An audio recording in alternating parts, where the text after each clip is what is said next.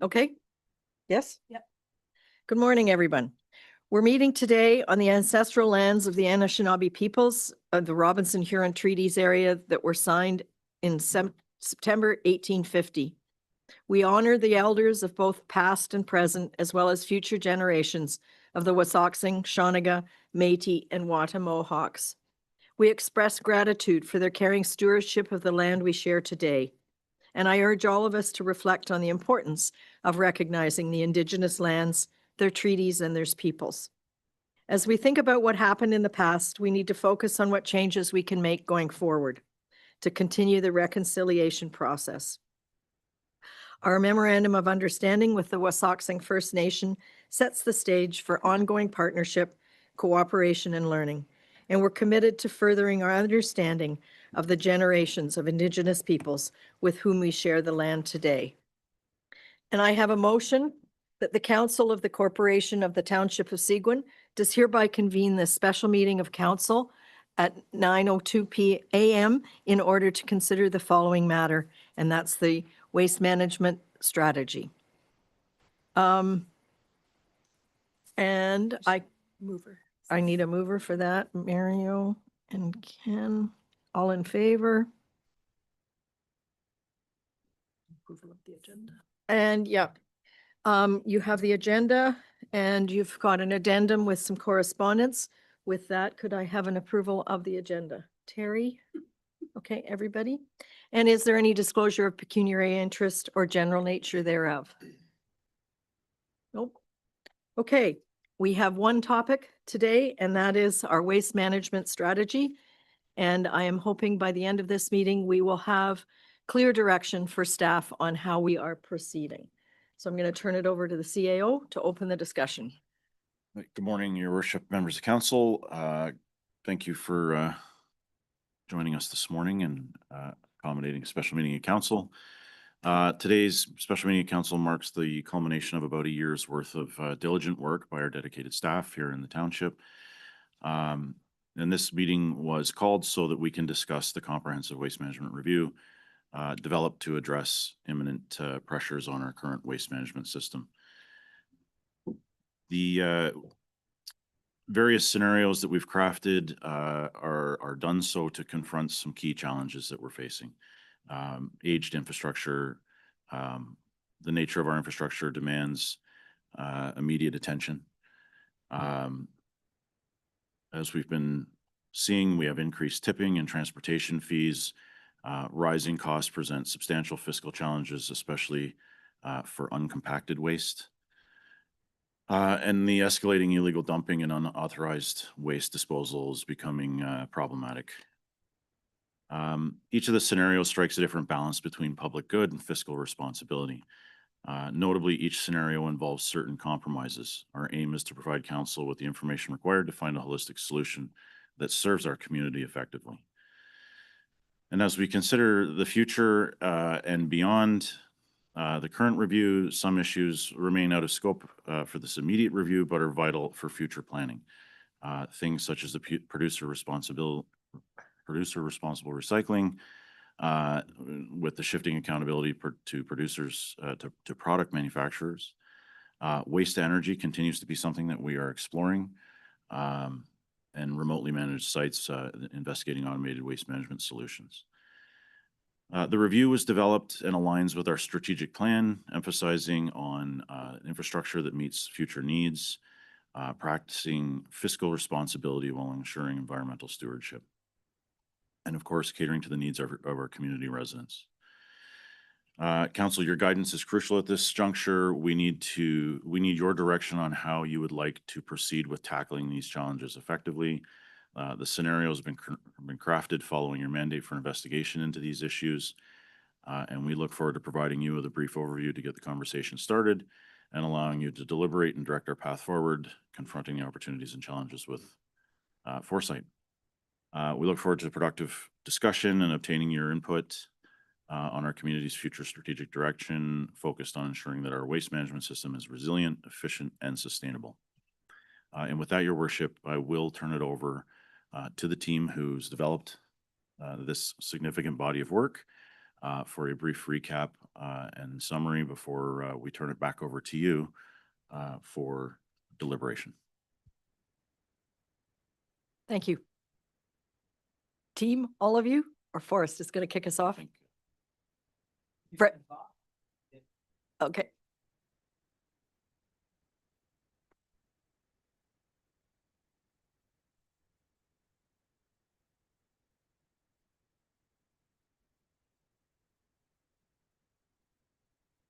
Hi, everyone. I will be starting us off with the overview of our waste management review. So to get in, first of all, just a quick reminder of what our current system looks like. So currently we have 7 decentralized stations, and at those transfer stations, we have trans stores or 40-yard bins. We have 1 landfill, which is not for household waste, but for mainly bulky type waste, wood, construction waste, and the like, along with a reuse center at that landfill. All 7 sites, with the exception of the landfill, are unstaffed and open to the public 24/7. And another important point to highlight, all of our waste is hauled to the McDougall landfill from those transfer stations for removal. While the 24-hour system is very convenient, it also encourages a lot of abuse. As system costs rise to about $1.5 million, need for change is important. Just on the graphic on the right, I'll highlight where that 1.5 million is roughly coming from. The bulk of that is coming from hauling costs with 35%. 20 and 23% are coming from staffing and tipping costs, with maintenance, inspection, and utility costs making up the rest of the pie.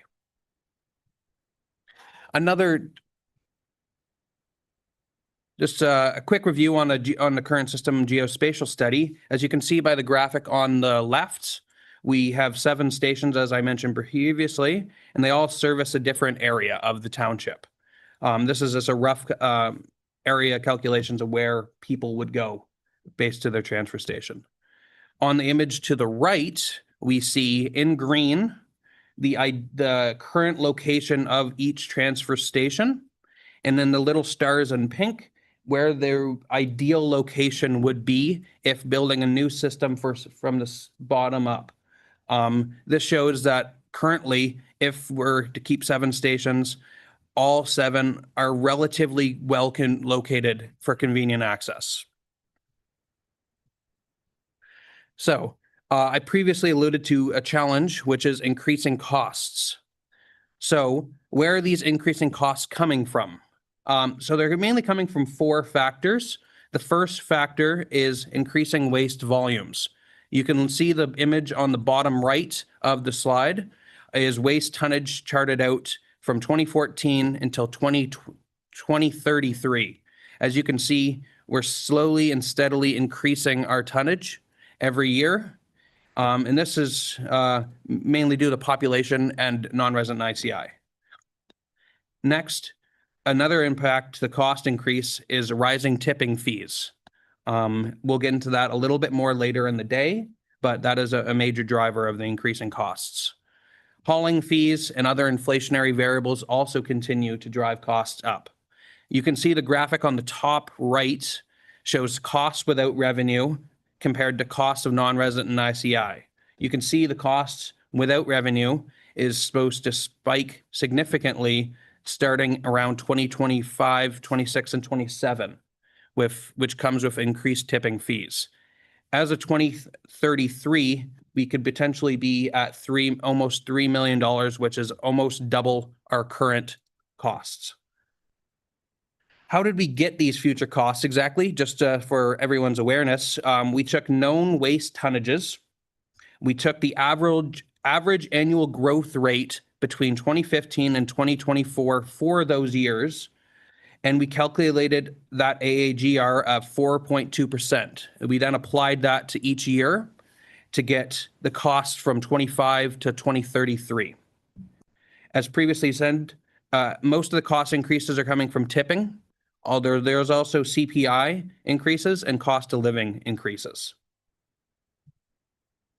Just very quickly, I would like to highlight how we got our non-resident and ICI waste costs and numbers.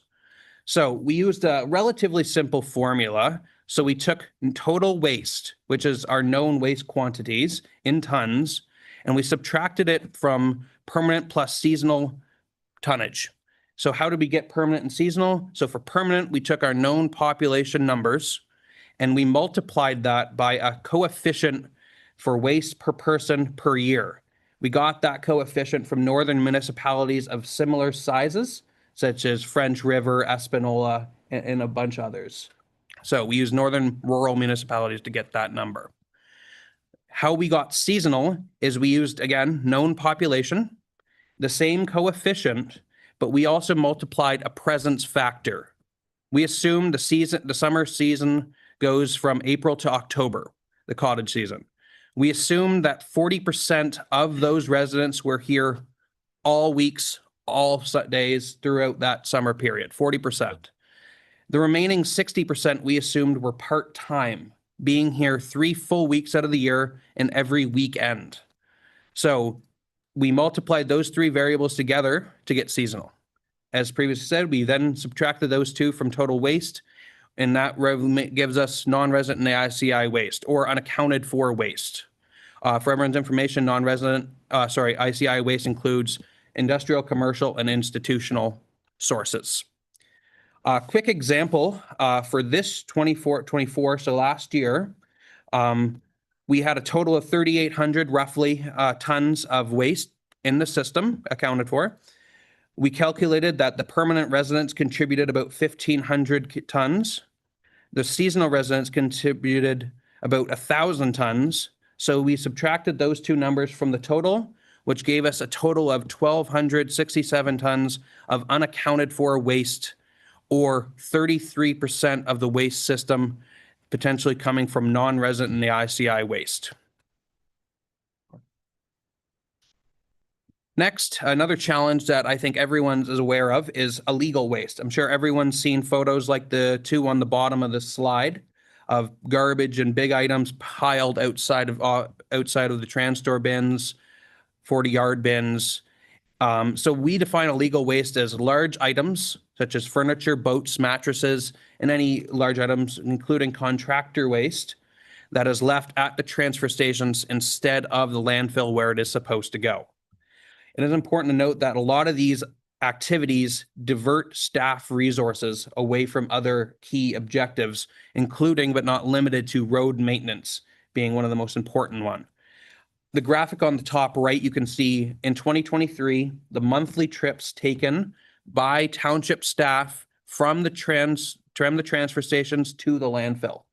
In May alone, there's just about 50 different trips, meaning more than once a day they are going from the transfer stations to the landfill with a load like in the photos below. Overall, most of the months fall between 20 and 30, but that's still about 1 day of another staff member not being able to work on other activities. So now that we understand some of the system itself and some of the challenges we're facing, just like to talk briefly about a potential implementation path. So some potential scenario options.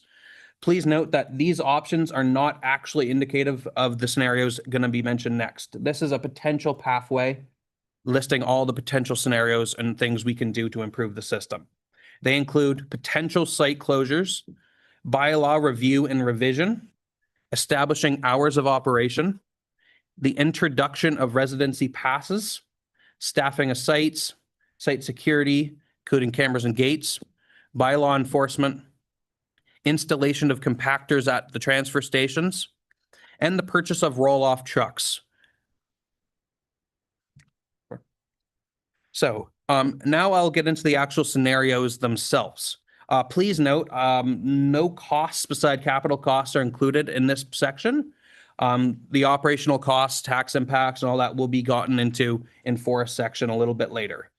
So this is just a highlight. So scenario 0 or option 0 is business as usual or base case. In this scenario, we see no changes, no upgrades, no alterations, and nothing done to address non-resident and ICI waste. As previously alluded to, increases in costs will likely be seen due to tipping and hauling. However, there's no changes in resident drive habits or distances in this scenario, as you can see by the table on the bottom right. And that's because nothing will be done, so no changes to anything. This does require $0 in capital investment, as you would imagine. So now with that being said, we will get into scenario 1. So scenario 1, similar to scenario 0, we do not see any closures. So 0 closures, but upgrades will still be made. So the 7 stations will be fully staffed with hours of operation. We will get compactors and roll-off trucks, and we will upgrade security features with gates, cameras, etc. Non-resident ICI will begin to be addressed through the staffing of sites, and significant tipping cost reductions will be seen as less waste will be brought in.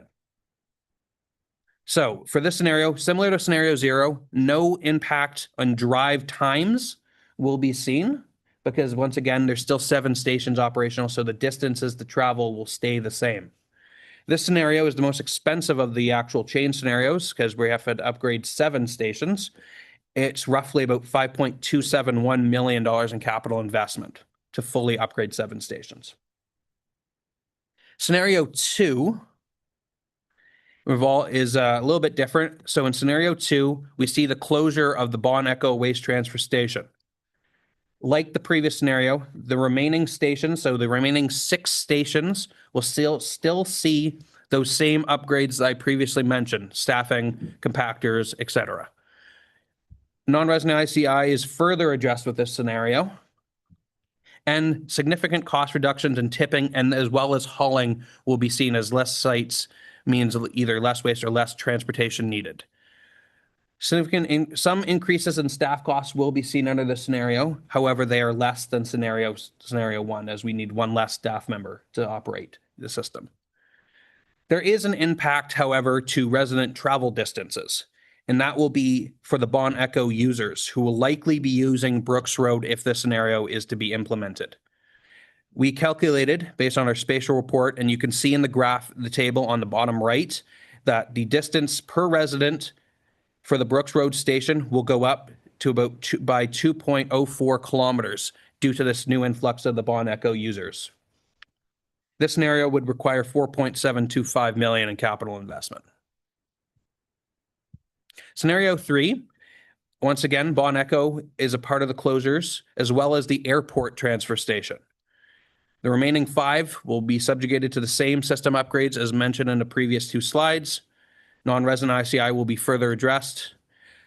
Significantly more cost reductions will be seen, tipping and hauling, once again, for the same reasons. Less sites, less waste potentially being handled. But once again, staff costs will go up, but by 1 less staff member than in the previous scenario. Bon Echo users, the travel distance previously mentioned, 2.04, will continue to be true. However, the airport users will now likely be going to the Humphrey Waste Transfer Station, representing a roughly 1.76 kilometer increase per residence now using that station. This station requires about a $4.067 million capital investment.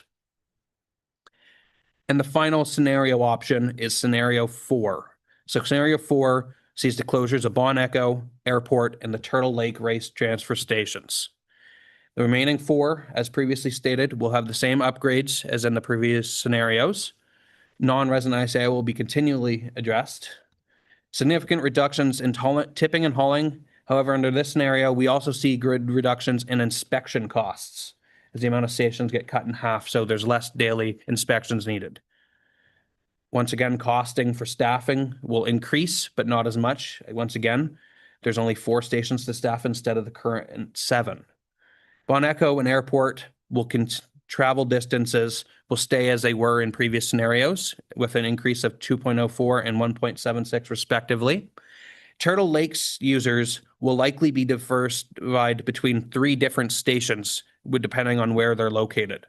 So they could either go to Humphrey, Christie, or the Stanley House Waste Transfer Station. We calculated a rough increase of between 0.4 kilometers and 1 kilometer per resident now using each of those stations. This scenario represents a 3.37 mil capital investment. I would now like to pass it on to Michelle to discuss a little bit about debt financing. Thank you, Preston. We're talking about $3 to $4 to $5 million. So obviously we have to talk about how we're going to finance that. Debt financing 101 is the obvious choice. Debentures for municipalities are a little bit different than borrowing in the private sector. For a municipality, you may only debenture for capital projects. We cannot debenture for operating. There's no borrowing for operating costs. So it's strictly for capital projects. Other considerations are when your cash reserves are limited. Obviously, if you don't have $3 or $4 million sitting around, you should look at debenture financing. Projects with multi-year benefits. So projects that are 5 to 10 years out. And if there's any grant funding that requires matching, that's not the situation in this case right now. We don't have any grants specifically for this project, but often some of those grant projects or the grant funding goes over a few years. You may have to then match that funding stream. Could you just put to the next one? Yeah. Great. So your tax impact. When you debenture, the annual impact on your operating budget is your principal and interest payments, not the full debenture, not the full capital project. It's the amount that you're paying in your principal and interest. So for example, if you have a mortgage, it would be what your mortgage payments are for the year. That's what affects your operating budget. That's what would affect your tax increase.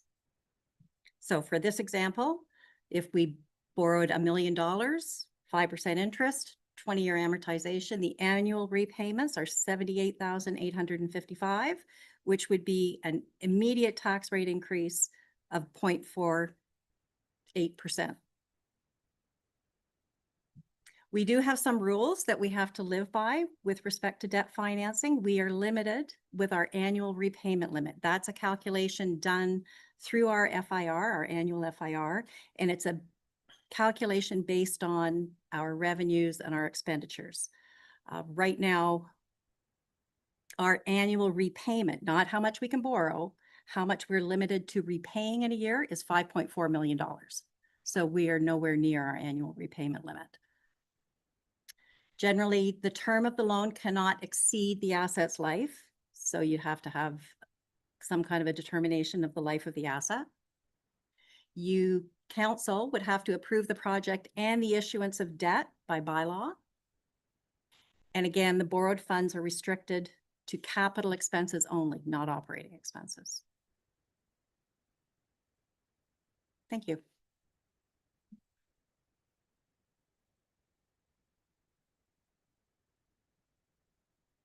Good morning, everyone. I hope everyone's had a chance to poke around at this interactive dashboard that was linked within the slide deck that you will have received. We put a fair bit of effort into making it so council, members of the public, staff could click through and truly understand how each choice impacts both business process, the cost to deliver these services, and what the ultimate outcomes could be from doing any one of these various scenarios. We're going to jump in and I'm going to walk through each section with you briefly. Let's see if I can get this up.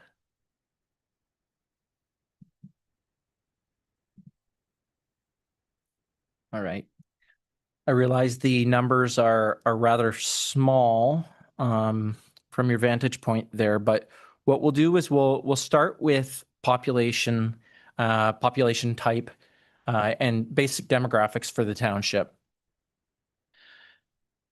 Using data that the township commissioned through the Hempson Consulting report for the development charges background study, we digested well, what is a Seguin resident in regards to makeup? Because I think that's a very important part of the question.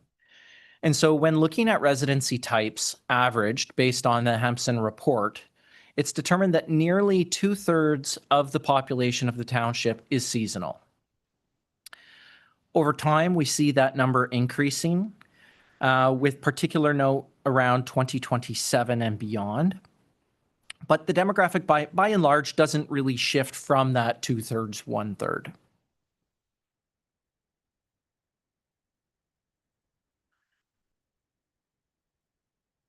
Then we'll jump into the tipping side of things, and realizing that tipping is a rather hot topic in regards to, I suppose to a certain extent, the degree to which Seguin can influence its own destiny, because it is based on third-party rates.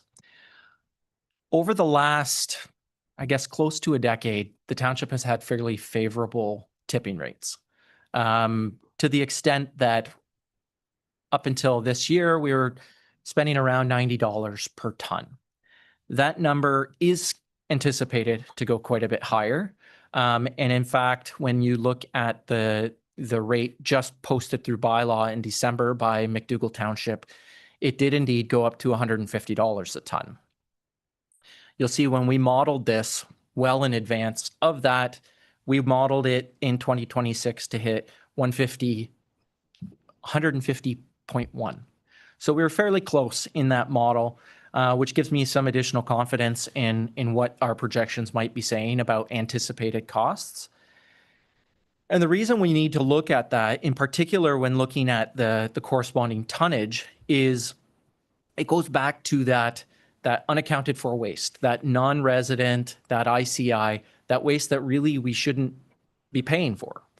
And so that exposure really will have an impact. It has an impact now, but as these rates continue to increase, potentially as much as 50% over the next 6, 7, 8 years, that will impact us further.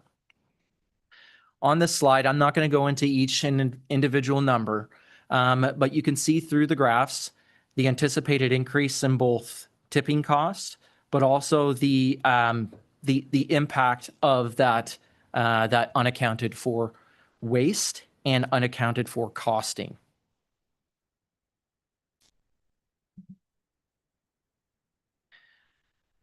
So when we get into the actual scenarios, and you'll see if you click on the slide numbers at the bottom from the viewer that you guys have, you can see the actual categories. This one's titled Scenario.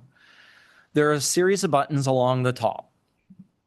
For council's benefit, to avoid having to go back and forth between the report and the information, we've included the summary in the description section and the financial impact. So as you see at the top, you can toggle between scenario 0 through 4. And when you do so, you'll see how it changes both costing, but also resourcing and travel distance for the residents impacted under each scenario. So it's kind of a single pane of glass looking at all of those different scenarios as they relate to the core change, scenario 0 through 4. So looking at scenario 0, you'll see cost increase. You'll see our existing staff complement here, which totals up to approximately 3.63 FTE. That number was determined by committee at the start of this project, where we evaluated the total number of staff that are involved in the process. We looked at, for those who weren't full-time waste, what percentage of their job was allocated to waste during both the low season and high season, and how that changed over time. We then translated that into average annual wages. The wages are based on 2025 wages. Even though our baseline year is 2023, these are 2025 wages. You'll see as we toggle across, the graph on the top right increases proportionally with the number of employees required within each position. Along the bottom, you'll see the costing or the estimated costing for each scenario in regard to capital. We've broken up these potential capital costs into 3 different phases. Phase 1 is essentially the engineering and design work. That's the limit of phase 1. Phase 2 is that broader earthworks, site work, installation of any staff-related location for weather, safety, etc. The installation and commissioning of compaction equipment. And then phase 3 is limited to the implementation of the roll-off trucks, which allows us to transition from third-party managed transportation to Seguin Township managed transportation. And so now we'll just step through a couple of these scenarios. The share screen keeps blocking my click. Okay, so scenario 1, as Preston alluded to, is the most expensive scenario. In large part, it is because the addition of the number of public works laborers required to support that staffed site. So if I toggle back very quickly to scenario 0, you'll see that drop. So presently, the public works laborer under the existing system, we only have 1 full-time public works laborer managing waste presently. Under a scenario 1, that number jumps to 7. There's some other changes within there, but that is the largest addition in regards to staff complement. Along the bottom, you'll see the estimated capital costs, including the total cost when factoring in an estimated repayment. So that is the cost of borrowing. That is your interest that Michelle mentioned. We'll toggle over to scenario 2, and you'll see the number of staffing change proportionally to the number of sites that would remain open. An important thing I forgot to mention as we were looking at those previous scenarios is the graphic in the bottom left.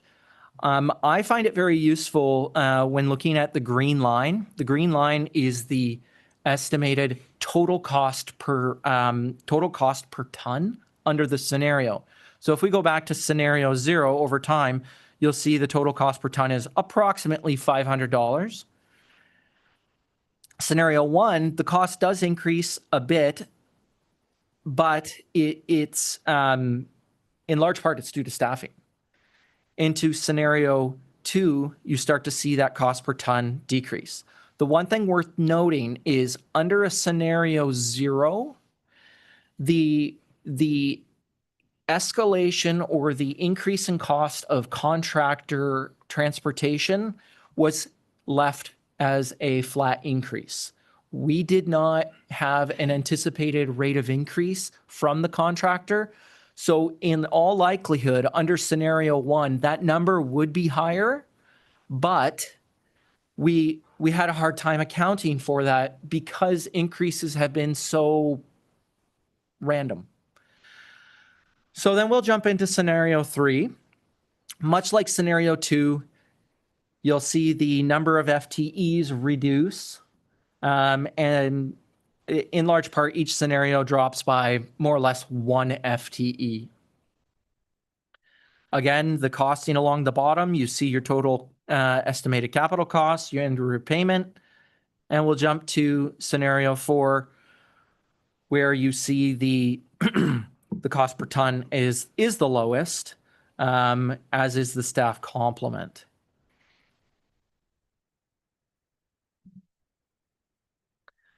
When considering impact to resident convenience or the impact to catchment area, the graphic in the information on the left-hand side shows how we estimate behavior patterns would shift under each scenario.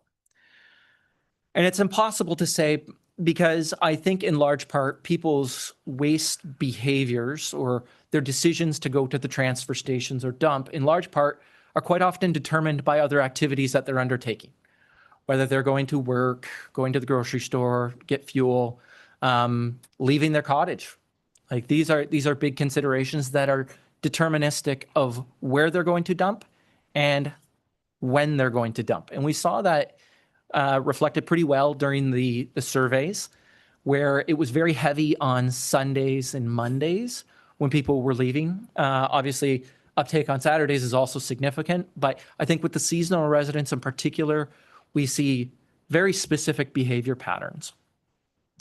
Under each scenario, you can see where the use patterns kind of spread out.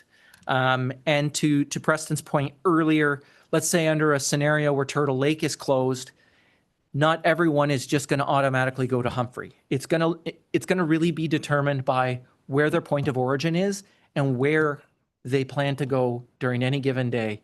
And so our estimates are really just that. They cannot consider these other outside decisions, but it is the decisions that we've identified in here are purely based on distance traveled, the closest other alternative for the resident. On the right-hand side, we get into the changes in average travel distance. And again, these can be deterministic by behaviors or decisions as to what they're doing on a day-to-day basis. However, if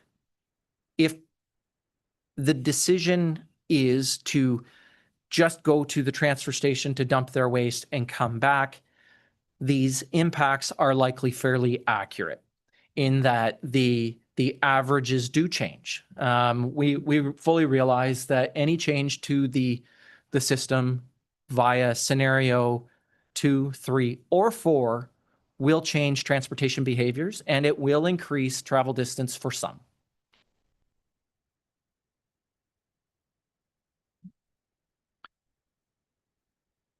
And now we get into the budget and taxation impact. To fully understand waste, we went back through the historic municipal budgets. I wanted to understand, well, how big of an issue is waste? And obviously it's a very important thing. Really, when it comes down to it, the core services are waste, roads, and emergency response. Right? These are very important and consequently costly services that we provide to the public. When looking at waste, on average, between 2014 and 2024, again, using the FIR reports that Michelle mentioned, waste, when not considering recycling, is approximately 6% of the municipal operating budget. Taking that into account and factoring in the anticipated operating budget under each scenario, factoring in the payments for principal and interest, the borrowing cost of the scenarios, you can see the graph in the middle forecasts out what that may look like. Again, we've mentioned several times that under a scenario 0, a business as usual, more or less do nothing scenario, by 2033, we anticipate the operating budget to be approximately 2.8 million. Under a scenario 1, it goes down to around 2.3, scenario 2, 2.1, scenario 3, 2, and scenario 4, 1.9.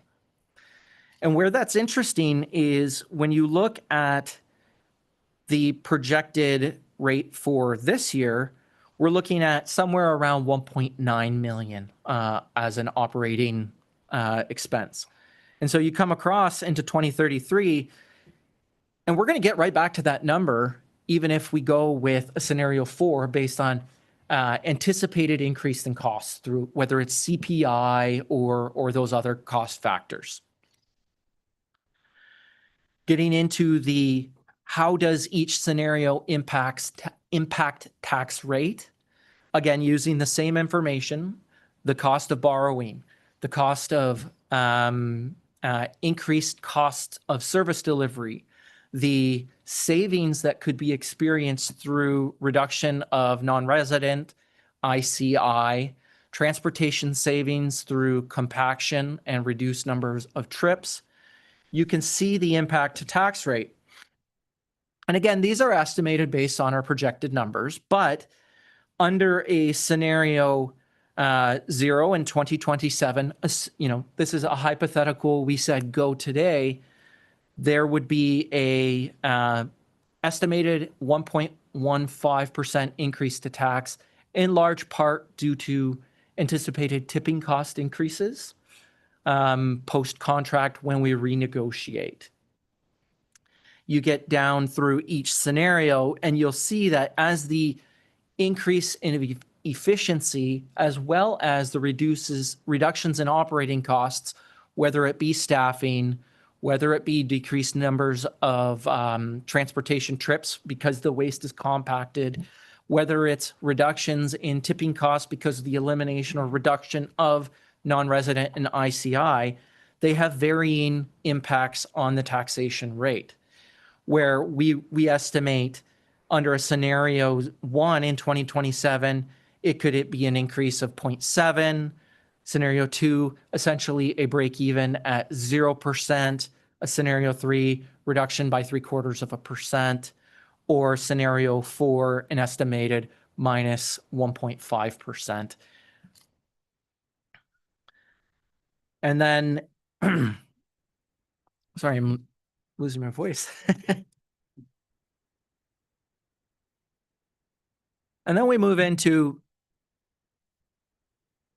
well, what does this look like from a return on investment? And I know the term return on investment isn't exactly accurate because it's largely based on cost avoidance. So for the purpose of this presentation, we'll refer to that as a simple payback number.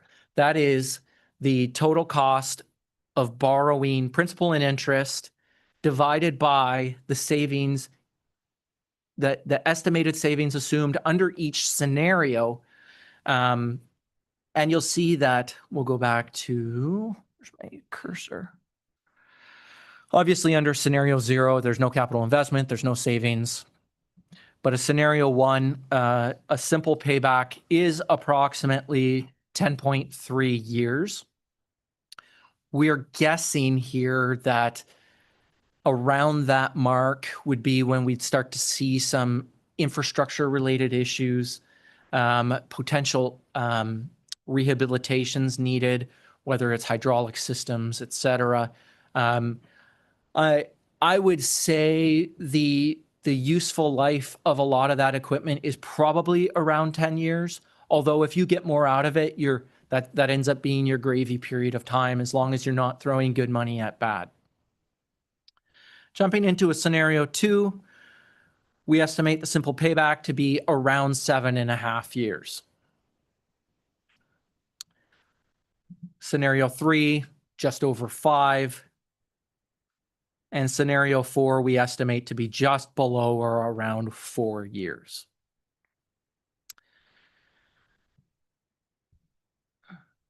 And so you should all feel free to continue using this dashboard. I do hope that it's useful in understanding the information, because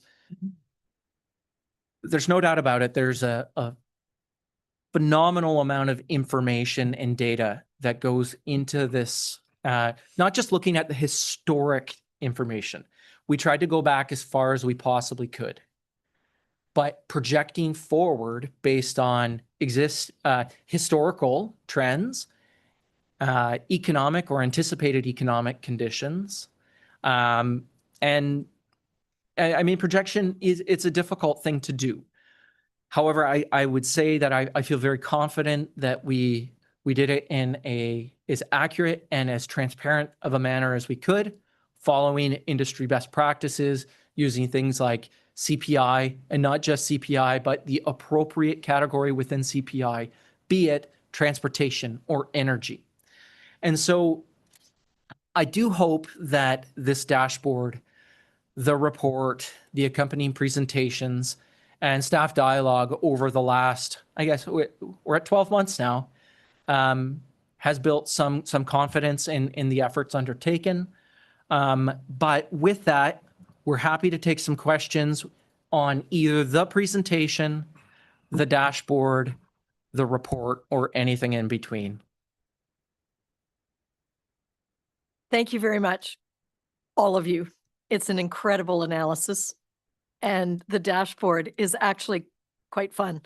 I actually had someone else in our family playing with the dashboard going, holy smokes. So it's very easy to use, and I hope all of council used it at every stage. So thank you for all the work you've done. I honestly think it's probably the best analysis of any topic we've had in my period on council. So thank you. So I'm going to open it up to council questions. They have to stay within the boundary of what we're talking about, which is transfer stations. We're not talking about any other part of waste. We're talking about exactly what was analyzed. So Councillor Bazinski.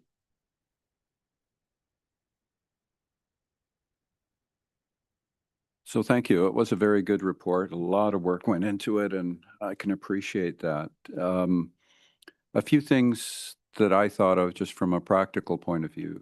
Number one, rather than population, it's more the number of residents, because we get taxed on the resident as opposed to people. So the question is, how many more people are going to come in if you have, say, the Hall subdivision, 187 residents, so that's 187 taxes, and the MZO and so on. And so it's a question of how much money additionally is there coming in to balance the additional costs. And clearly some of that money is going to go to waste management. Other parts aren't. But let me give you a little history, because I was around when Brooks Road was staffed. We had Frank from the dump. That's what we used to call him. He was a scary character. He was a scary character because he would check and see if you had taken all your recyclables out of your waste. And in fact, many people I talked to didn't actually take their waste to the dump. They took it home to Toronto because they were scared of Frank. Now, I don't suggest that's a solution to our problem, but staffing is clearly in order. And the other thing you have to consider too is, say for argument's sake, with Bon Echo, if you close that site, how many people are going to throw their garbage at the site and leave it there? So what is the cost of illegal dumping? And it's fine to say we'll enforce illegal dumping, but it's awfully hard to catch people. So there is a cost there too. So clearly, in my estimation, we need to look at getting rid of the illegal dumping, and we need to ensure that for the people that are dumping legally, they're not filling up the bins with things that really should be recycled or whatever, because that's costing us when we take it to McDougall. The other thing is, in terms of trips, like if I have a weekend where I've invited a bunch of people up, I may have a bag and a half of recyclables and 4 bags of garbage. So I can't throw those into my car and my stuff if I'm a cottager and going home. I have to make a special trip. So if you get rid of transfer stations, you have to figure a lot of people are going to make special trips to dump their waste because they don't have room in their vehicle for both the waste and their luggage they're taking home. I wanted to ask a question because the other thing is, unfortunately, it sucks to get old, and I'm getting old. And as people in the township age, we have a senior strategy now. Trying to lift a heavy bag of garbage up, especially if you're a short person, up to your head height and fire it into the bin is an inconvenience. The transfer is great because you can just offload it right in at a level. So the question is, if we have bins, how are we going to accommodate seniors, people that don't have upper body strength, maybe some of the fairer sex? You know, are they going to be able to do the heavy lift and putting it in? These are just practical things I'm thinking of. Now, I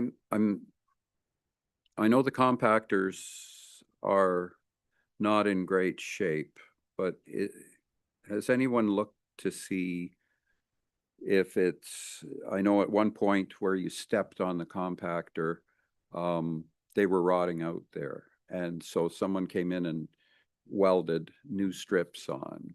How much cost would there be to do the maintenance on those compactors versus a brand new system? Because that's something I'd like to know before making a decision on whether or not we want roll-off bins. Because, to me, the roll-off bin is inconvenient, just in my opinion, just simply because I got to do a high lift, and so on and so forth. But in terms of compacting, I know Ted made the point at the last council meeting that over the holidays, the compactors or transfers got filled. But he went with a rake and he was able to move stuff around and free up space. So I'm assuming if we had an attendant on site, that would be part of their job. And so we would get more volume that way. The same with the bins. The bins at the level they're at, you can fill them up to that level, but going higher is a difficult situation without a rake or something to try to push the stuff back. I'm sure the attendant would do that, but at the end of the day, I'm not quite sure I understand. So this would be a question for you in terms of what you're calling compactors. What exactly would the process be? Whether you're in bin, well, let's forget the transfers, but if you're in a roll-off bin, what would you do to compact that stuff? Do you take it out of the bin into a machine to crush it and then put it back in, or how would that work? Okay, that's a very specific question, and I think there was a question on cost for maintenance of the transfers. So I'll give it to both Forrest and Tom to answer those two specific Yes, questions. thank you. Through your worship, I will answer the part about the compactor specifically, and then Tom, maybe you can talk about the existing infrastructure. So probably the single most important step is phase one, because it considers design and layout. There are certain guidelines that we have to meet for the built environment. Compaction, I use them at my waste transfer station, where it's an elevated platform and no waste has to be thrown higher than hip height. It goes down a chute into a bin. That bin has a ram that's attached on the end. That ram pushes it and compacts and compacts. And so the difference being in a regular 40-yard skip, you're getting 1.5 tons, something to that effect. Under these compaction, say at the same 40-yard bin, because the ram is continually and constantly packing, you can see compaction rates of 2, 3, 4, 5, and 6%. In talking with some of our colleagues in Parry Sound and in the archipelago, where they already have these compactors, and they're in any which configuration you could imagine, they're seeing that higher number. They're seeing around 5, depending on the waste makeup. Obviously, you throw some construction debris in there, and it's not going to compact nearly as well. However, to the point, it was around the accessible requirements of throwing your waste in. A design, that first step, would consider not just the end user need, but would also consider traffic flow, how to accommodate volumes, how to anticipate easy, quick, and safe disposal, as well as the removal. So we know how quickly a 1.5 ton uncompacted bin fills up on a long weekend here. It's very, very fast. Let's say hypothetically you're able to get 3 or 4 times compaction rate. Suddenly, 1 bin turns into 4 bins. And I'll pass that off to Tom to talk about the existing infrastructure. Thank you, Forrest. So our existing infrastructure is aged. Most of the 12 trans stores that we have purchased in the past have been used from breach and appeal. I have Public Works, or the waste budget has a pretty hefty maintenance line just to replace bins, or the lids on each one, and it's adding quick. And to replace one, and we have 12, mind you, is over $250,000. So we're running out of runway pretty quickly here. In terms of our existing infrastructure, it was great in the past. But I think I use the same terminology, a runway on our infrastructure is aging pretty quickly. And there's an alternative solution to these as well. Do you have one more specific question? Specific question, okay. Because I use the transfers, obviously, as do all of us here. How long do you think that they are still good for? Because I mean, I can go and dump, and granted, some of them, the locks don't work and so on, and they're starting to show rust. But I just sort of look at it and say, would it be possible to do like a phased approach where you do one site a year or something to reduce the cost? Because quite frankly, like carrying a huge amount of debt in the township, I don't like that. It's on the tax rate, it isn't that much, but it's still debt that has to be paid back over time. So rather than doing everything all at once, how long you could probably phase them over a number of years, could you not? In terms of replacement? Through your worship, that could be correct. I mean, ultimately, council's decision as to what extent or what scenario is chosen could be phased in under whatever timeline is most appropriate. What I would suggest, though, is there are additional efficiencies by having complementary equipment at each site, right? And we've seen the cost moving forward, or the anticipated cost moving forward. We've seen the benefits of reduced transportation. And so I think all of that should factor into the decisions. But absolutely, I don't think we would see if we waved a magic wand and said, let's fix every station today.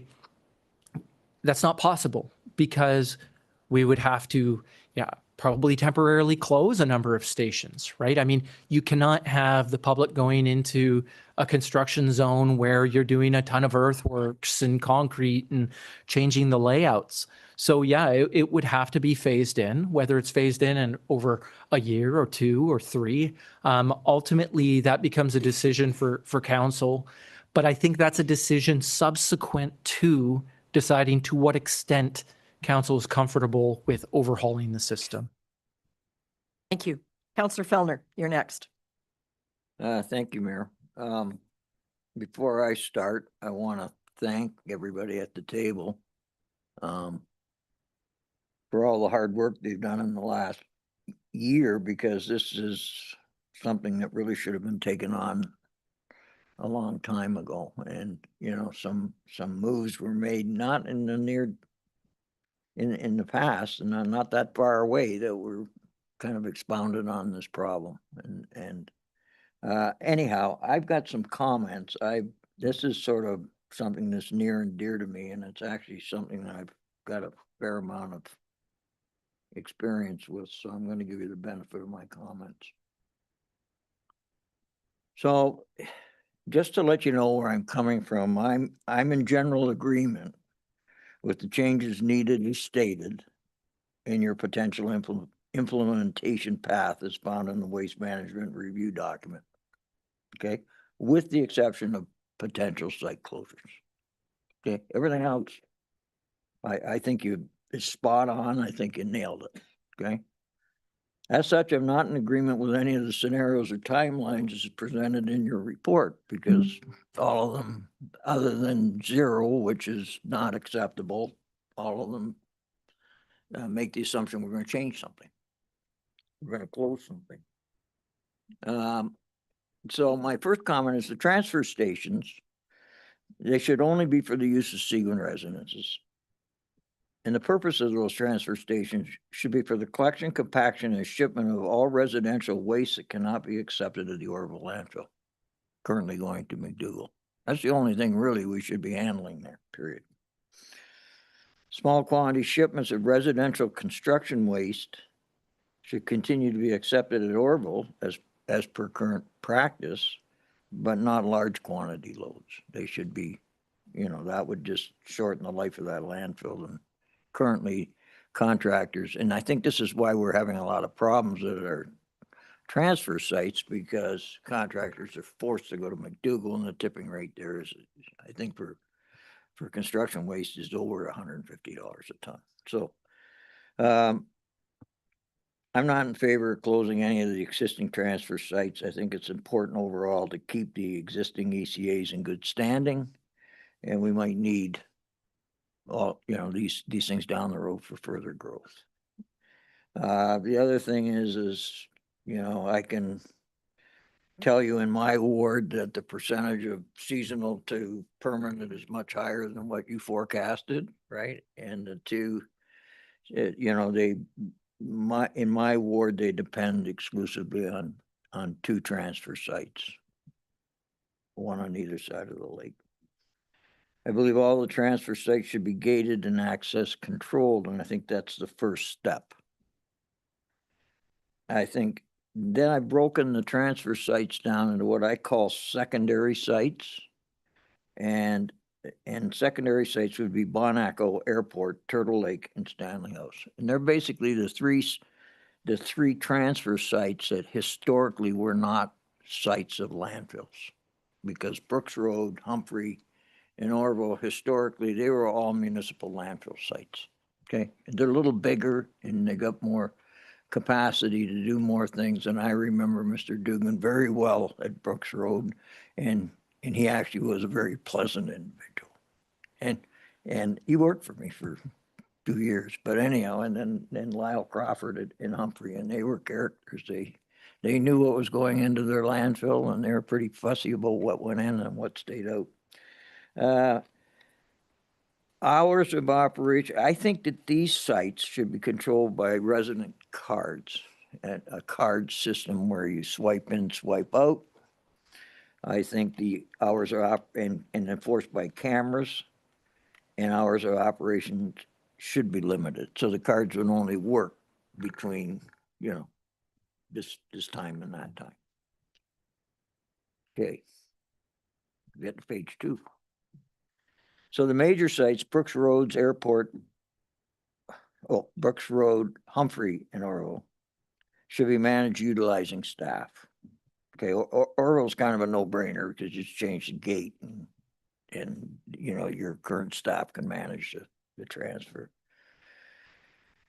Your expected reduction in waste shipment volume should be tracked after you get the site secured. And when the new volumes of waste collected and shipped is known, the actual, I think quite frankly that you're probably a little light on the extra waste we're taking, just based on historic volumes when we manage the system. Then you can calculate ROIs for the installation of compactors, whichever way you're going to go. There's one municipality that right now, I had an interesting discussion with a waste scale guy in McDougal back when this process started. And there's one municipality, it'll remain nameless, you can take a guess at it, but they actually compact their bin with a backhoe. And they get 4 to 5 tons in an open top 40 yard. So you can compact in all kinds of different ways.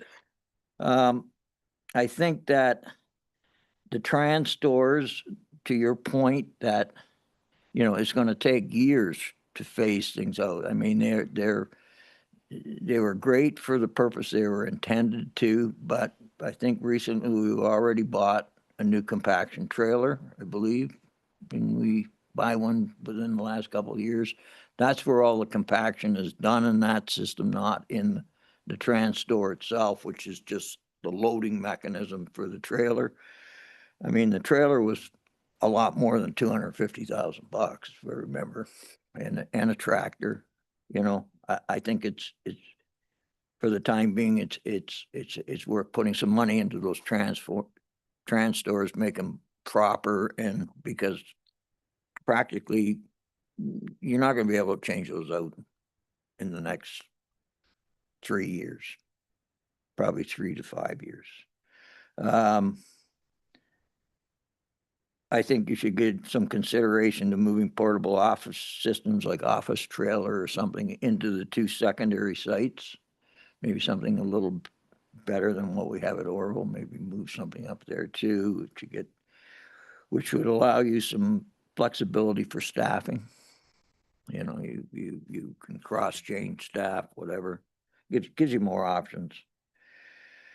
And I think you should give consideration to accepting general waste at Brooks Road and the Humphrey site on a fee basis. So you put a 40-yard roll-off there. There's lots of transfer stations around that have that. And if someone's got an old couch, they can come in and they can throw it in there. That should be run on a fee basis and generate some added income. And you have more expense in collecting and shipping it. So there should be a premium for that service in my mind, you know, and if the person wants to save money, they can take the drive over to Orville. You need to increase the penalties for illegal dumping and start enforcing these penalties vigorously. So I think there's steps being taken, I think, in talking to some of the other counselors that, the other thing is, and I guess it's a question for you, is there a penalty system for someone violating the terms of an ECA? So the ECA says what you can take to that site and what can be transferred at that site. And if somebody takes something and dumps it there, like hazardous waste, right? For example, can they be charged under something other than our own bylaw? So that's just a question I had. I don't know if you guys have the answer, but maybe it's something to look into. Then in my thinking, as we progress along, saving money by controlling access and rigorous enforcement, compaction equipment, transportation equipment can be standardized, phasing out trans store systems.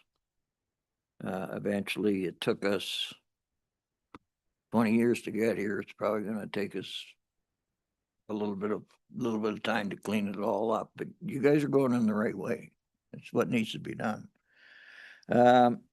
Our transfer stations are not authorized, I don't believe, to accept hazardous waste. And the current arrangement with the town works, I think, pretty well and should be continued. I don't think there's real savings for our residents to try to change the ECAs and all the training. I'm not in favor of borrowing money through debentures or any means to accelerate a change in how we manage the waste. And once we can secure and can control our transfer stations, which I think is the key to this whole thing, the initial first step, you know, then I think you should investigate. You know, there's firms out there that rent compaction equipment, they rent bins, they manage waste, they compact and move waste. I think once we get to the point where we can control what goes in and out of our transfer stations and reduce the amount of waste, then I think we need to look at that. as well before we make any decisions to increase staff and capital costs for transportation equipment, that type of thing. Those are my comments. But again, you know, excellent work. I think you guys are mostly there. It's just how we're gonna do it. Tom, do you have an answer for him on the cost issue?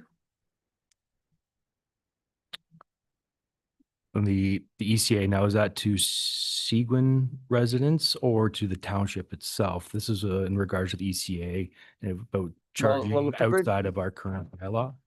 Well, the authority that you have to run, that we have to run our waste collection system from the province, which is, it used to be a C of A, and I think now they call it an ECA or something, right? So, and I believe it's an integrated document. It'll describe all the whole system, right? In a way.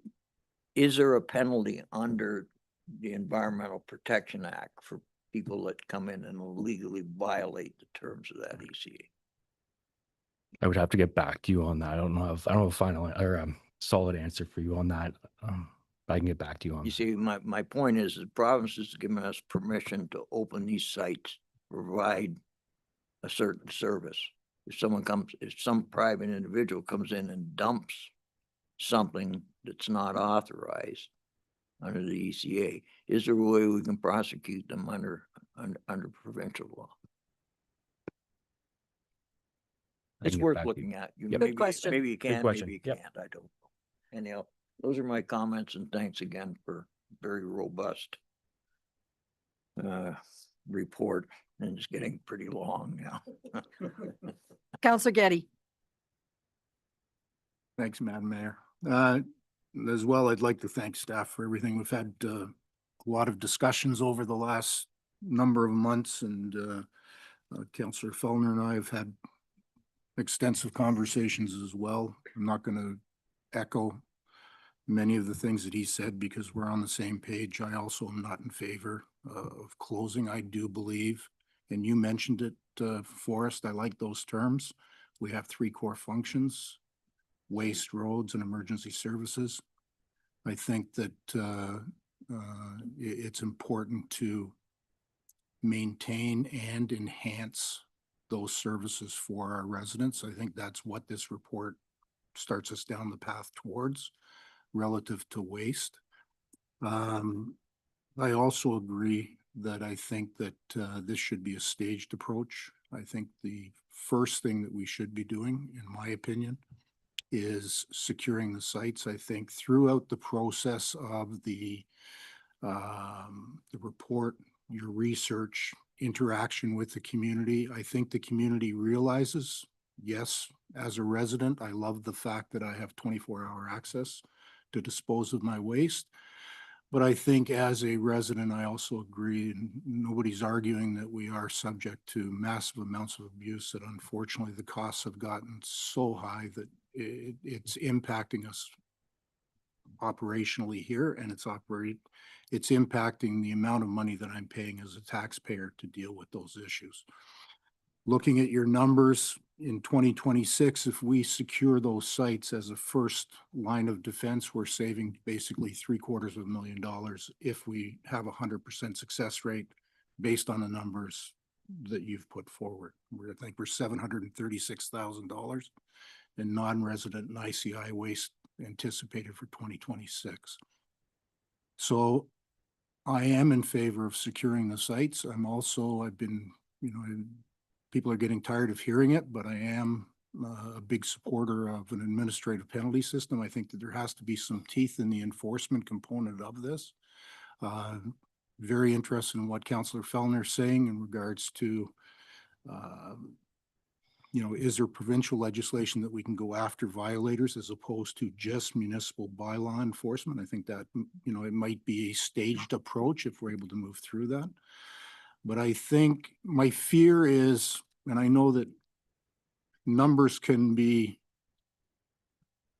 presented, and this isn't meant as a criticism, numbers can justify or criticize almost anything. My one question is to Michelle. Sorry, is that the bottom line is, you know, that we've talked about savings, but to implement the scenarios, what are we realistically looking at for our residents from a tax increase over the period of paying for implementing the scenarios that were presented here? And I might be wrong, but I figured my calculations put us at somewhere between 1 3/4 and 2 3/4% annually on top of our current rate, if we stay the way we are. It actually is in the presentation. Mhm. There's the one page, Preston's brought it up here, the budget and taxation impact, and those are net tax increases. So obviously, we've assumed some savings from not having the NRICI.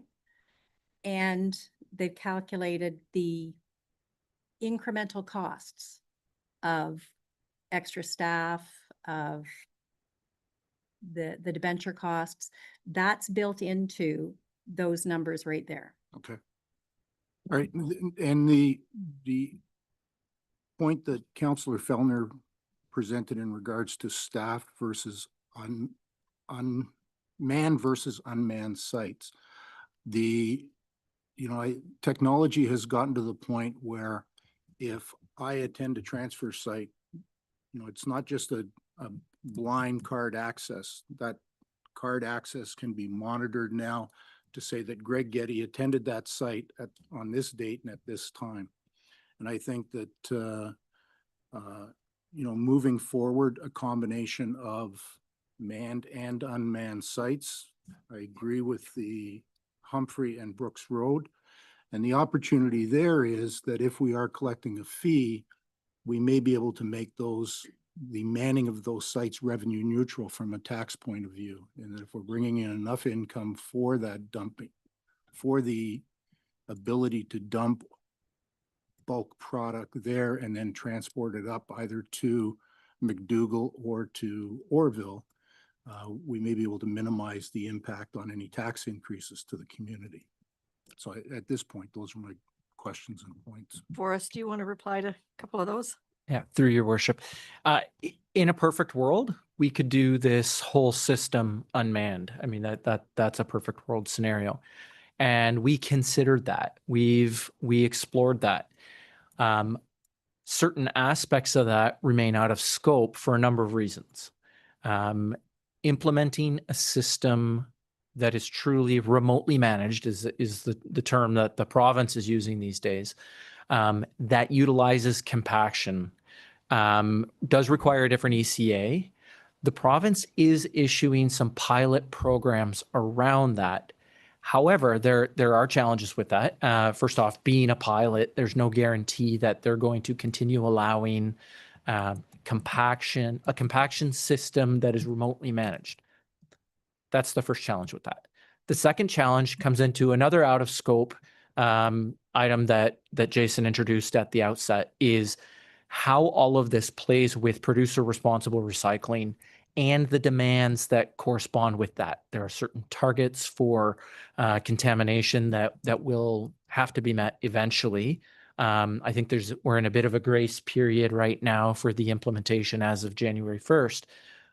But because both of those considerations are really, they're still coming forward, it was more or less impossible to totally factor them into the scenario core.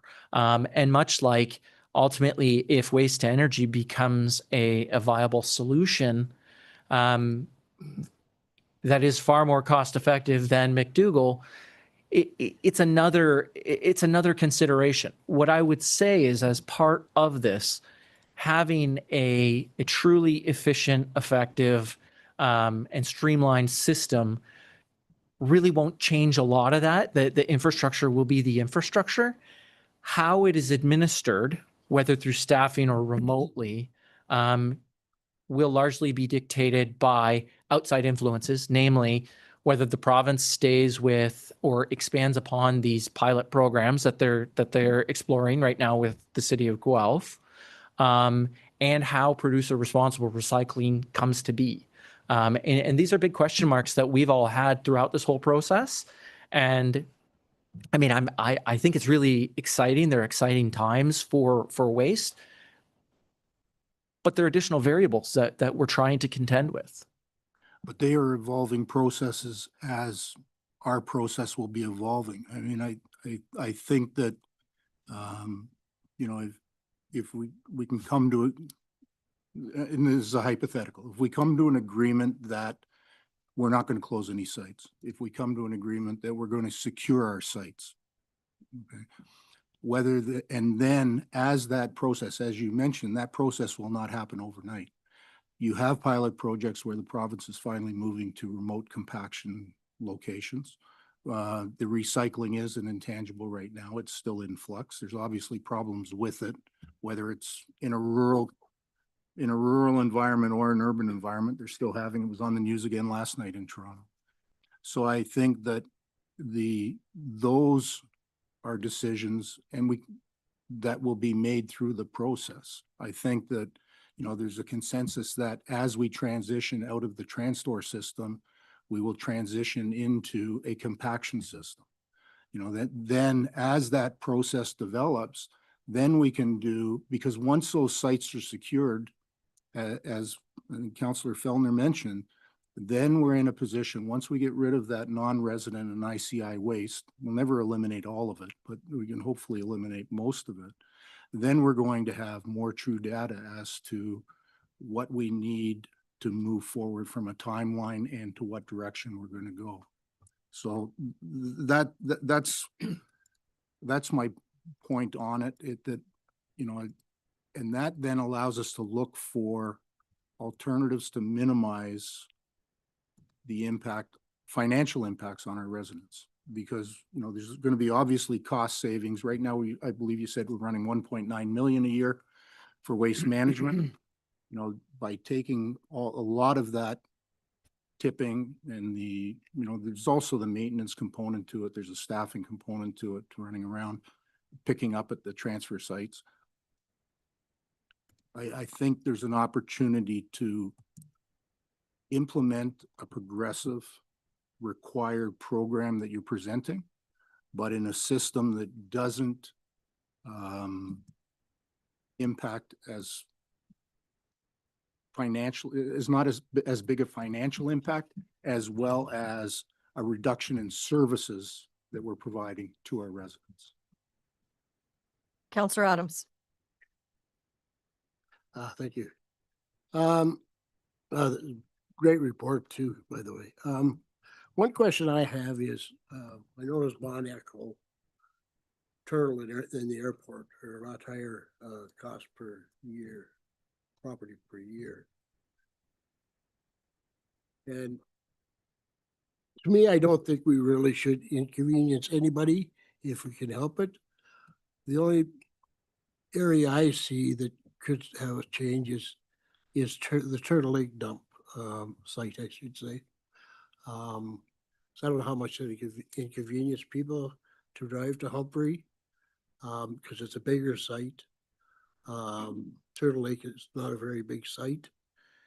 And I like the idea of the roll-off bins and you could have them at Bartlett, you could have them at Humphrey is for refrigerators, couches and stuff like that, and then you're not getting them at the sites or at the gate.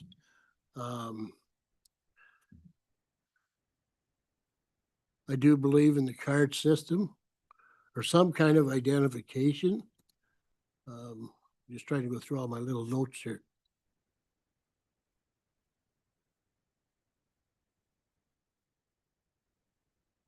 Like, I don't know, like the airport too. I don't know. I think there you'd have to educate the people themselves that have their businesses there.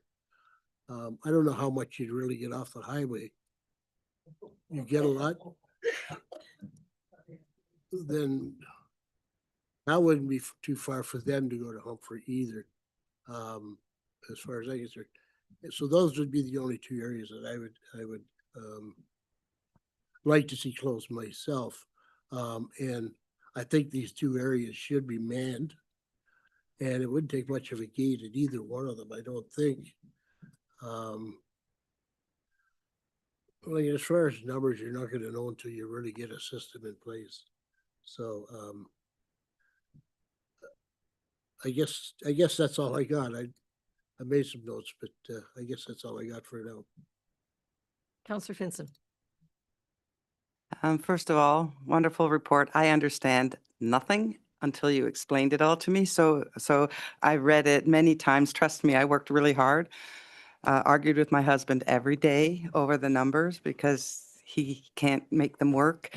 Anyway, my comments are, it's wonderful. I would love to just do everything you've said, right down to the taking away of the waste stations, but I know that won't be very popular and it'll be hard, right? It's hard to make big change like that. So I quite agree with manning all of the stations, all of them.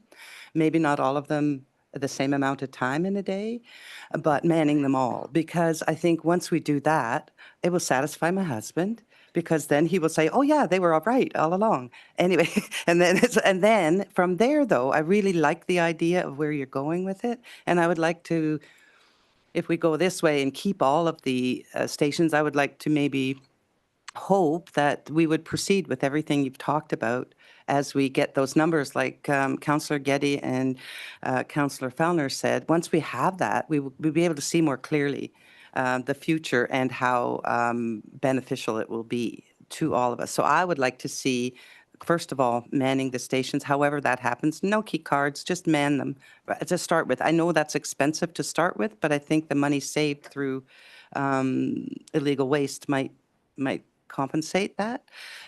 So it's a beautiful report, and the number, when you presented, I was like all in, like just to do it, because of the numbers looks really good. And I think they still will. I think if we go slowly and do it this way, so that we kind of have a better idea of where things are going. And I don't know, maybe some of the stations could be open less time than others, maybe a part-time, some of them. The airport one's really important to me. I believe that the airport should be manned totally in open only a certain amount of time, because I believe it's probably one of the biggest abused ones, as well as the ones along the 141. I believe people go there frequently. I know a lot of people in Muskoka. I know a lot of people in Parry Sound that come from north that use those. So I think that if this was our first step, I'd be willing to do that, but with hopes that we're going to go forward with all of the things, because I think it makes sense to me going forward it's time that we got with the times and did it right, properly. That's my comment. Thank you very much, everybody. Counselor Fellner, one more couple questions. Yeah, I just want to clarify two things from my comments. One is these secondary sites, if you classify them as primary, secondary, which is easier for me.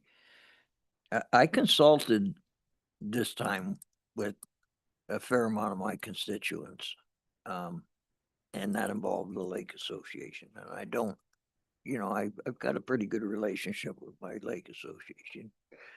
And I think the residences are quite willing to accept reduce accessibility to the transfer stations. So I don't think that the secondary sites necessarily need to be open 7 days a week, 52 weeks a year. I think they can go on, on a rotating basis, to economize with staff. The second thing regards to maybe potential violations of the ECA, where I was coming from there, is I think there's a requirement to containerize your waste, right? So if you're accepting waste that isn't containerized, then we could be charged under the act. But if it's illegal, can we charge them? Okay, is that a little clear? So anyhow, those are only the two things I wanted to clarify. So Tom, you're going to kind of take that one as a as a get back to us on the ECA? Yes, Your approvals? Worship. Yeah, Yeah. okay. Yeah. Okay, go ahead, Forrest.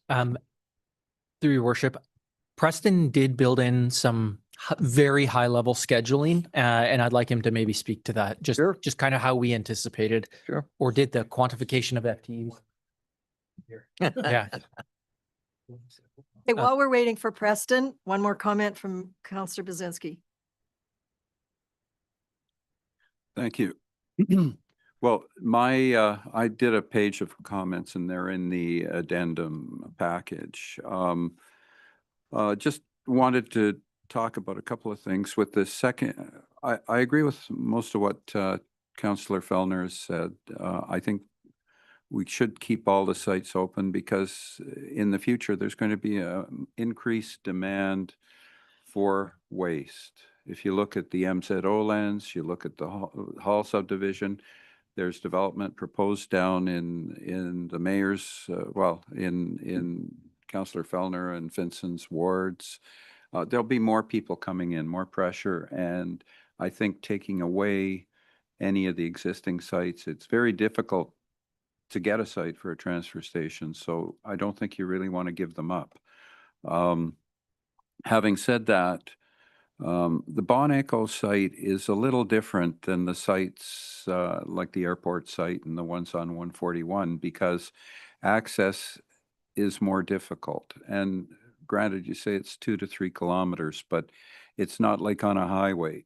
You've got back roads, and I know when I go in to attend the AGM for Salmon Lake ratepayers, it takes me a while to get in, and I've been looking at the site, and they used to have a problem with illegal dumping. I think it's mostly resolved. Certainly, a lot fewer illegal dumping than those other sites. And I think when you consider what's proposed for the north end of Ward 2, there's going to be amazing pressure on Brooks Road. So taking away the Bon Echo site would just increase the pressure on Brooks Road. And I know you have to plan something out for it anyway, but I really think that, you know, in your scenarios, I'm not sure the scenarios work. I couldn't give you agreement on any scenario here because except for scenario 0, every one of them includes or scenario 1, but scenario 2, 3, and 4 include closure of Bon Echo and you know, as they go on, more closures. So fundamentally, I think, you know, Councillor Fellner said it, Councillor Getty said it, I'm saying it, I don't think we should have any closures. Thank you. Preston, did you find your, Yeah, I did find it. Thanks. Sorry about that. So we originally, how we calculated the number of FTEs needed in the presentation we made is by creating a rough staffing schedule for each scenario, assuming the bigger sites, so your more primary sites would be open 4 days a week and the others would be open 3 days a week. So using those calculations for scenario 1, which a lot of you have alluded to with no closures but implementation of other action, we assumed that on Fridays, Bon Echo, Humphrey, and Christie, along with Stanley House, would be open. We assumed that on no day, no less than 4 sites would be open on any given day. That's how we got those numbers. We can play with those numbers any way we want if we decide to go for staffing schedule to maybe if the primary sites, to the words you used to it, want to be open 7 days a week, but the others maybe 3. That might change the number of FTEs required, but it can be calculated out basically. But yeah, if you want to see that table, I can more than happy to share. More happy to share it with you. But that's roughly how we calculated staffing time. I'm not sure if Forrest has an additional thought on that, but. Through your worship, not really. At the end of the day, ultimately, this can be skinned any which way, starting more or less with that baseline decision. What are we doing and when do we want to start? thank you. Counselor Adams.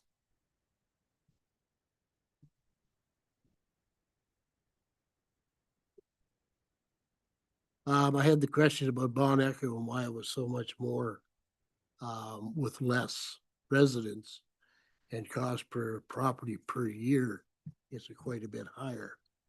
Is that because of third-party contractors or? And another question, or another, I just want to say that one of the things we do is Brooks Road.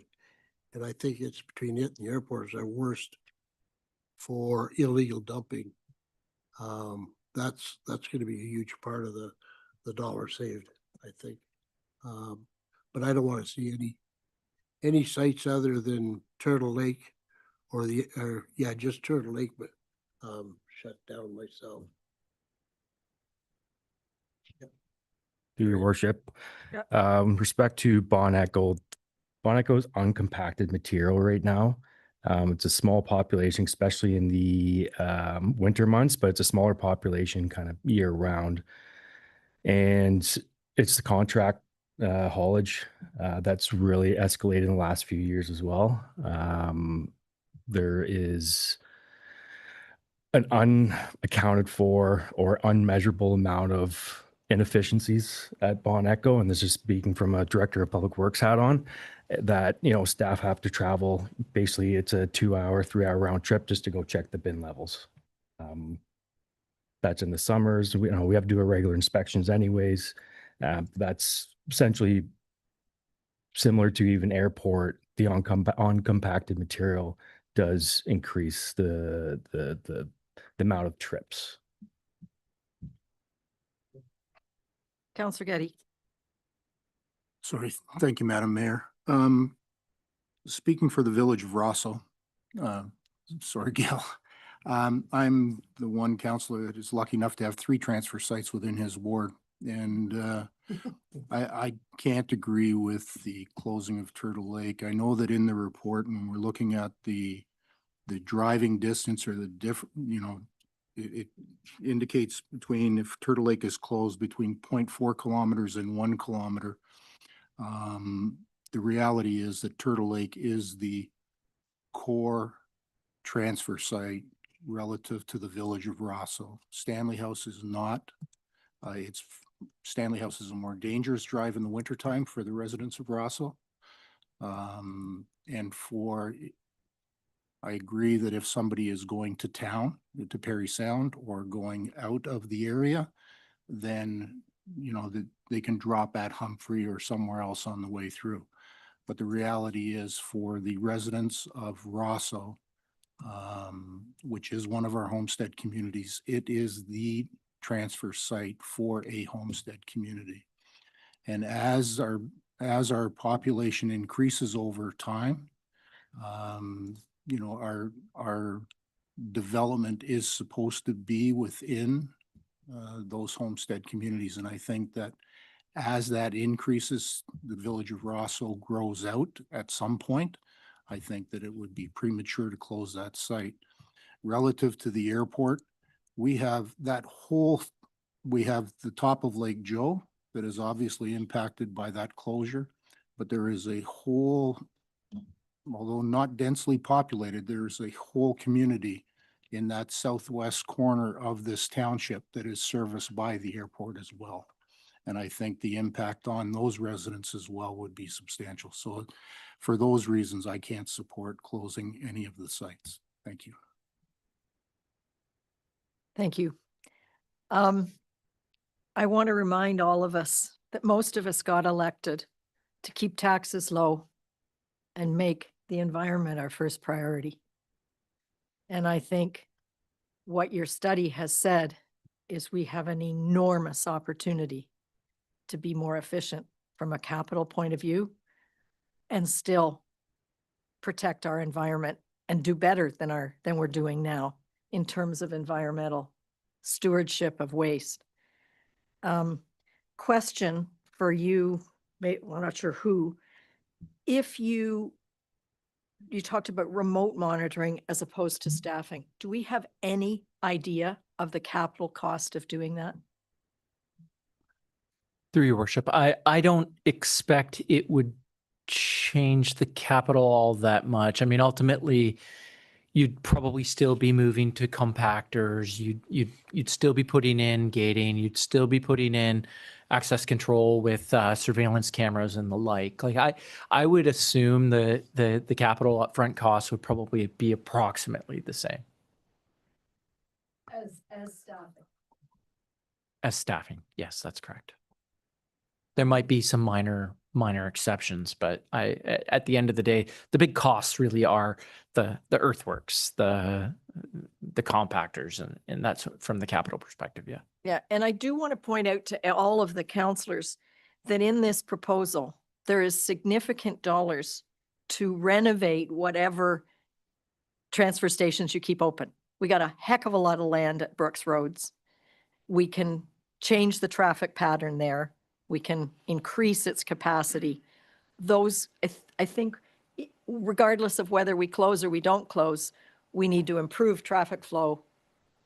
And I see engineering as one of the steps in here to make them all work better. So we shouldn't talk too much about Brooks Road not being able to handle more people, because renovated, that's exactly what we would do, is to make it better.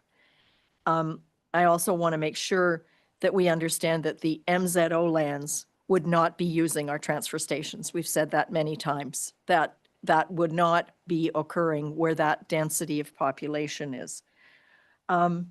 So as a next step, I've heard 3 people say no closures. I've heard some people ask for a look at the remote versus staff management of sites, but I do hear unanimity that we need to get rid of non-resident and ICI garbage.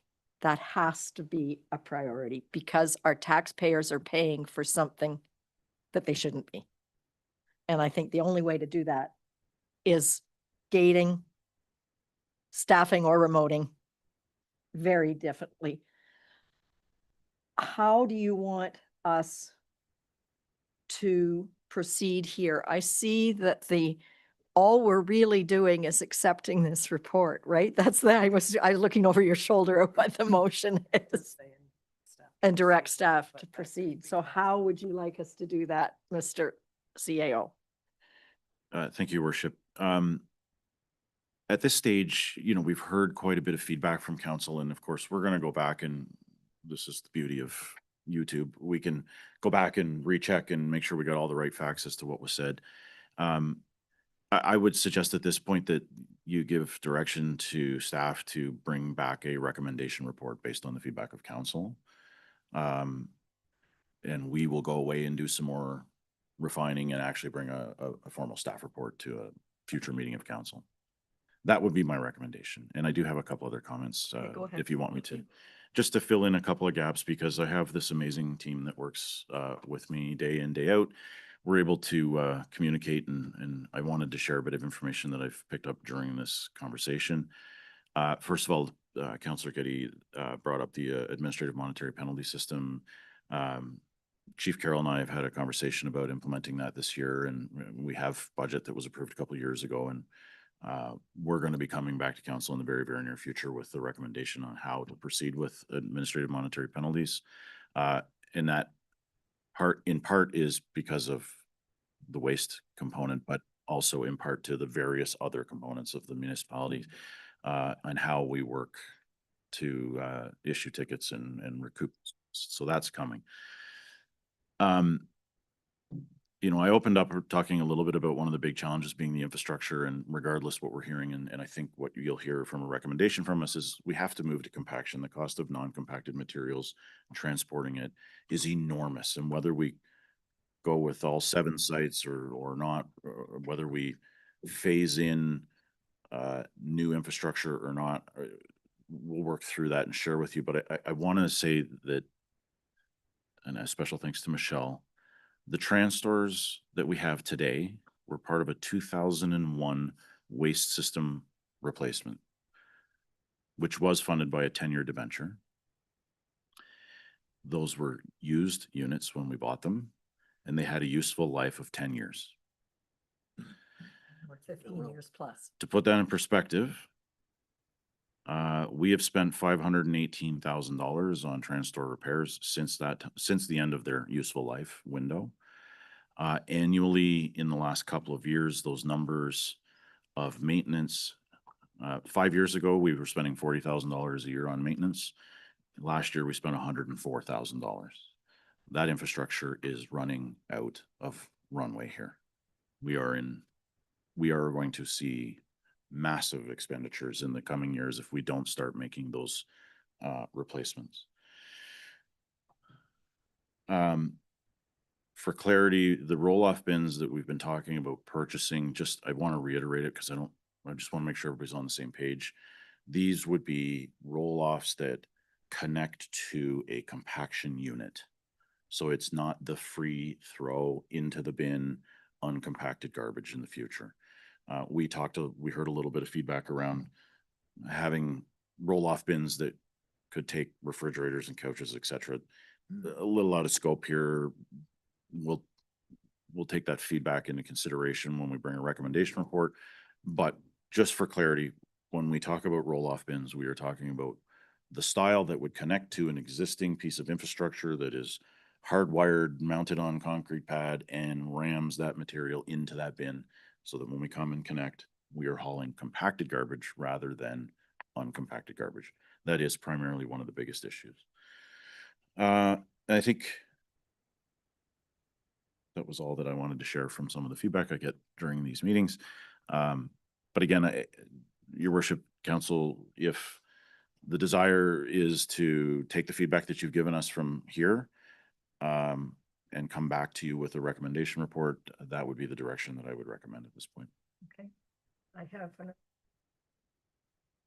have another comment from Councillor Fellner.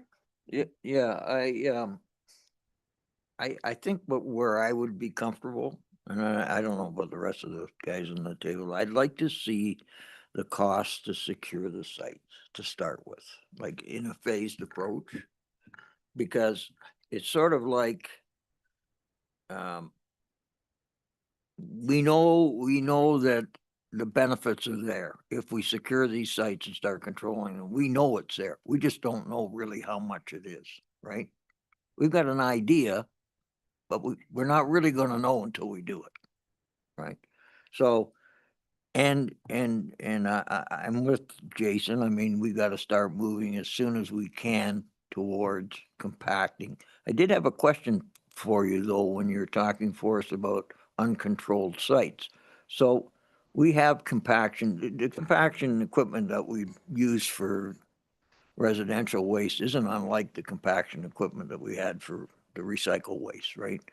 And they were running on uncontrolled sites, right? There was like Humphrey, there's nobody there. Or I guess Turtle Lake, there's nobody at any of these sites. So how did we get away with that then?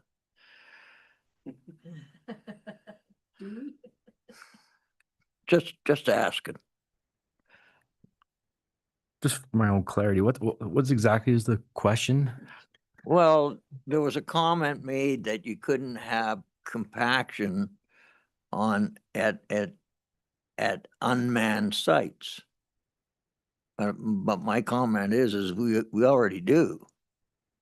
In every site that we have compaction, they're not, well, with the exception, I guess, Orville, you could say, was manned half the time anyhow. But for me, I would be more comfortable seeing a phased approach. I'd like to see, the compaction brought in on a phased approach, and all the old equipment gotten rid of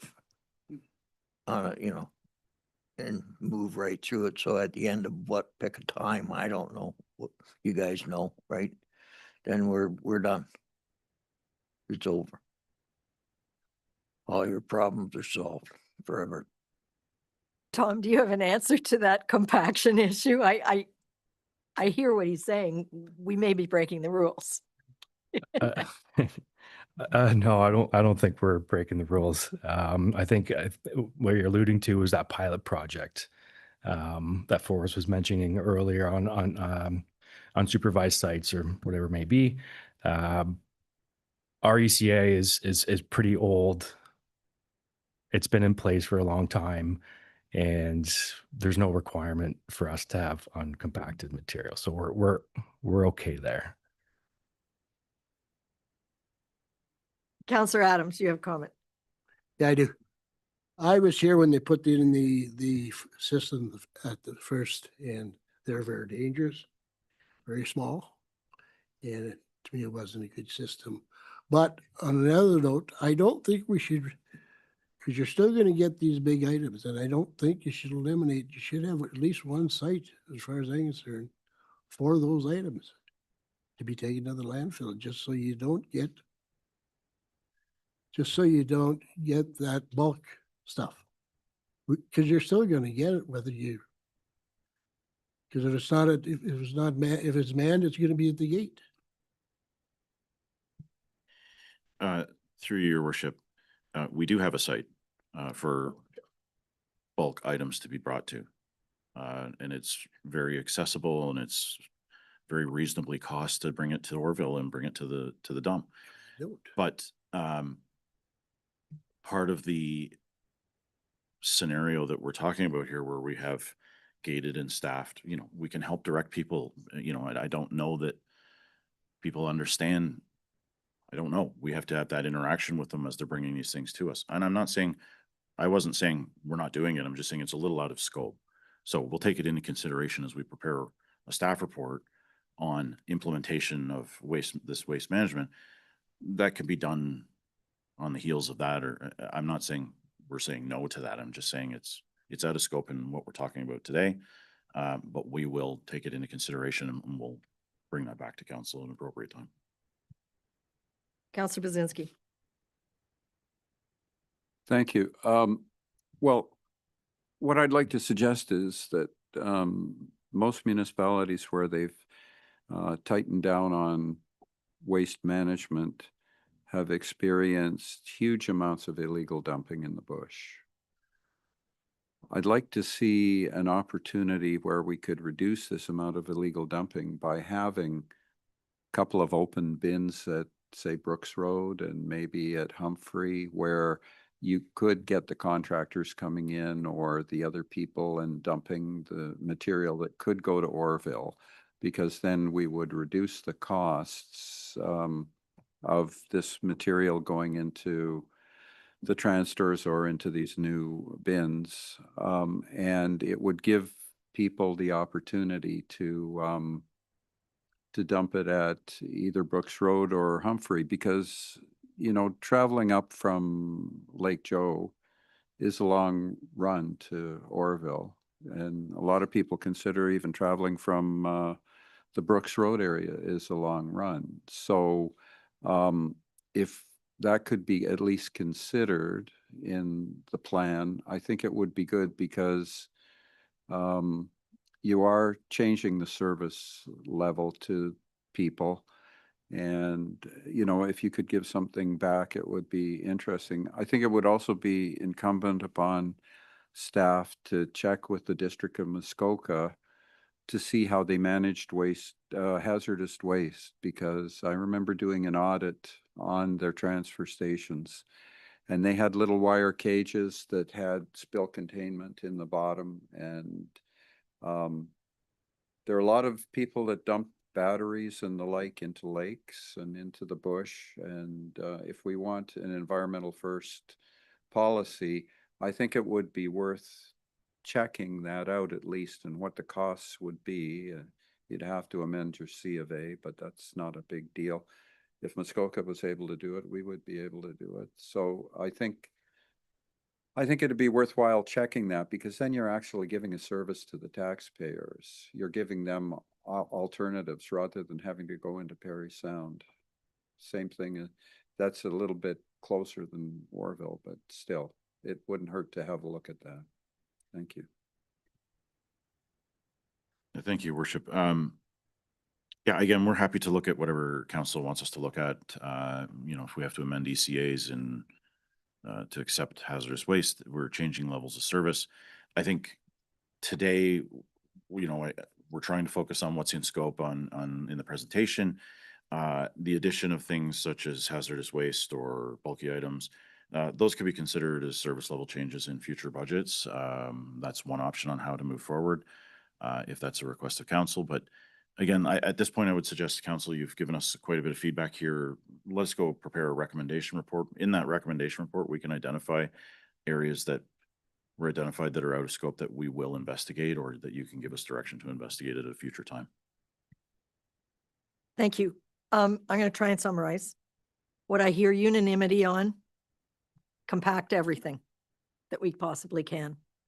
Monitor and secure the sites, whether it's remotely or with people, so that there cannot be any dumping by someone who is a non-Seguin residential resident. And I'm going to refer you to page, can't even see the page number, page 8 in the agenda package for today, where you've got your potential implementation path. With the I hear my colleagues saying, don't make the first thing potential site closures. I personally do not agree with that. I believe we need to reduce the number of sites. However, you've heard from a majority that they don't want to see any site closures. But I look at the remainder of the potential implementation path, and I think that's what we're hearing you do. Bylaw review and revision, establishment of hours of operation, introduction of residency passes, staffing of sites, and securing the sites. To me, that implementation path is kind of what we're saying. Get on with it. Give us some dates associated with when this could start, and help us understand the cost implications. I don't want to see more than 2% tax increase related to this next year. If you stay with scenarios 1, 2, or 3, the tax increases will be about 6% per annum starting next year for every single resident, just related to waste. So be cautious. If you're not prepared to entertain tax increases in 2027 of more than 6% related exclusively to waste, we may have to make some harder decisions than what I've summarized. And I think we need to be a leader in waste handling, and I hope we can be. Staff, we've given you a few marching orders: compact, monitor, figure out what we're going to do with illegal dumping, and help us understand the details of page 8. I do want council to use the interactive model. I didn't see anyone at this table other than Andrea, Jason, and I playing with it. It works. It compares 0 to 4 and 1 to 3 and 2 to 4. It's a fantastic tool. So get into it. And if you have trouble, call Forrest or Preston to show you what buttons to push to play with them. But I think what you've done is laid out a lot of options. I want to see taxes low. I want to be a leader in environment and handle things better. So I have no idea about timeline between you and your great team, but we need a recommendation next time to look at. Is that fair? Your worship, we're in the middle of January, so to be fair, I highly doubt that you'll see a recommendation from us on February 2nd, I think it is. That would mean that work would have to be done like next week so that the report's drafted. So, and with one meeting a month, I think it's fair to say you should probably see something from us in March. We'll update you if that's unachievable, but March is likely the timeline you'll see something back from us. And again, there's so much facts here. There's no excuse for not understanding it. And I personally believe we need to reduce the number of transfer stations. I do use the Muskokas and I pay for it. There's no hazardous waste at Everly Dump anymore because of problems. So, and I know you've been traveling around to our neighbors, and I confront a lot of Muskoka people at Stanley House. and they say, we come here because it's easier. Not because it's on the way, because we have fewer rules. Okay, next.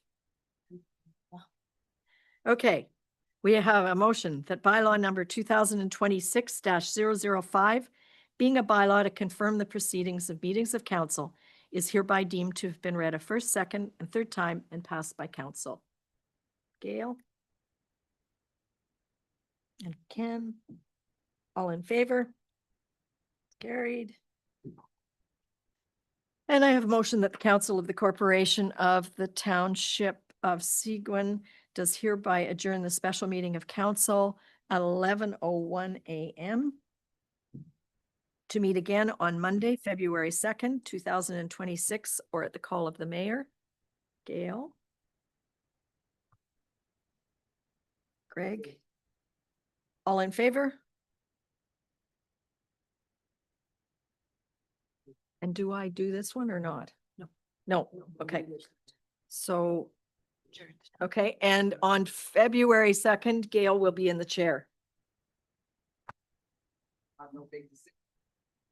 Gail's in that.